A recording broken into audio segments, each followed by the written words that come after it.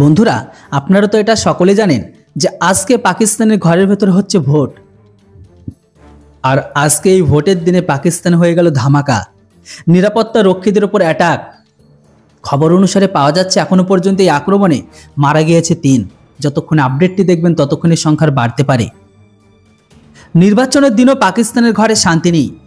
আজকে ভোট চলাকালীন বালুচিস্তান ও খাইবার পাখতুনখোয়া প্রদেশে হামলার অভিযোগ উঠেছে। ইতিমধ্যে ৩ জনের মৃত্যুর খবরও মিলেছে। সংবাদ সংস্থা রয়টার্স সূত্রের খবর অনুসারে টঙ্কের একটি ভোট কেন্দ্রের বাইরে নিরাপত্তা রক্ষীদের উপর হামলার অভিযোগ ওঠে। এলোপাথারি গুলিতে কয়েকজনের মৃত্যু হয়েছে বলে দাবি।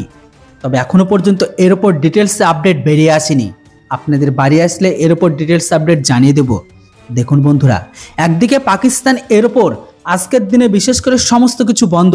মোবাইল, ইন্টারনেট থেকে শুরু করে কোনো রকম ভিডিও ক্লিপ সেখান থেকে কোনো রকমভাবে পাবলিশ করতে দিচ্ছে না। অলরেডি আজকের দিনের জন্য পাকিস্তানি সেনাবাহিনী অনেক কঠিনভাবে সেখানে সিকিউরিটিকে রেখেছে। এত কিছু করা নিরাপত্তা থাকার পরেও তাদের উপর অ্যাটাক হচ্ছে। যেখানে গতকালকে বালুচিস্তানের ভেতরে আক্রমণে কম করে পাকিস্তানের ৩৫ জন লোক মারা যায়, আহত ছিল প্রচুর। কালকে যেতে না যেতে আবার আজকে ভোটের দিনে ভোট কেন্দ্রের বাইরে নিরাপত্তা রক্ষীর ওপর বড় আক্রমণ। হয়তো এই আক্রমণে এই যে মৃতের সংখ্যাটা বললাম সেটা কিন্তু আরও অনেক বেড়ে যাবে।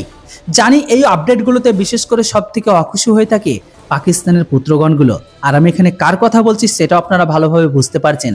যেটা হোক বন্ধুরা, এর উপর ডিটেলস আপডেট বেরিয়ে আসলে অবশ্যই আপনাদের ভিডিও বানিয়ে জানিয়ে দেবো। পাকিস্তানের ঘরের ভেতরে লাগাতার হামলা সম্পর্কে শুনে আপনাদের কি মতামত সেটা অবশ্যই কমেন্ট বক্সে লিখে জানান। Thanks for watching.